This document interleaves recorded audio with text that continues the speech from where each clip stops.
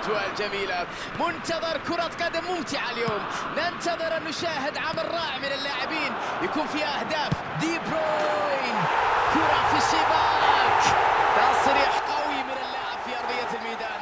هدف يخليه يقدم المزيد في مباراة اليوم، يمنح الفريق ثقة كبيرة، يرفع من المعنويات.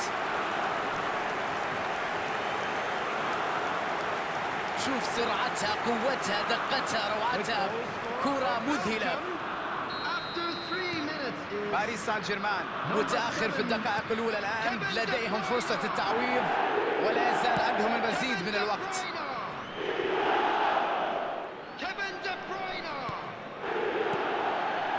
ميسي، تمركز أهم صفة للمدافع، عنده خاصية قراءة اللعب والتحرك لقطع الكرات. كرة من جهة اليمين، بينية جميلة،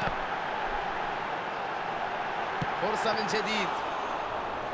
يا لها من كرة، لكنها في الأخير ضاعت بعد مجهود رائع جدا.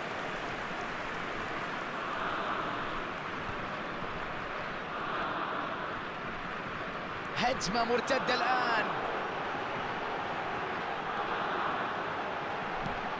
لوكي باكيو، ضاعت الفرصة على الفريق بسبب غياب الحسم في الأمام.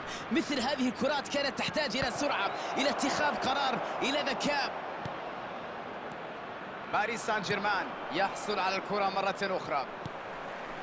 تيليمانس،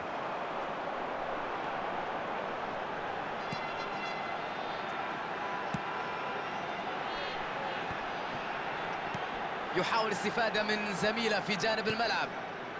دي بروين، الآن فرصتهم للمرتدة.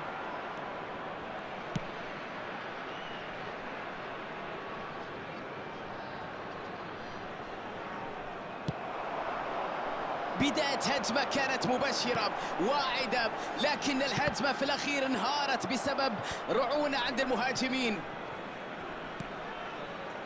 دي بروين يلعب كرة للجانب الأيمن،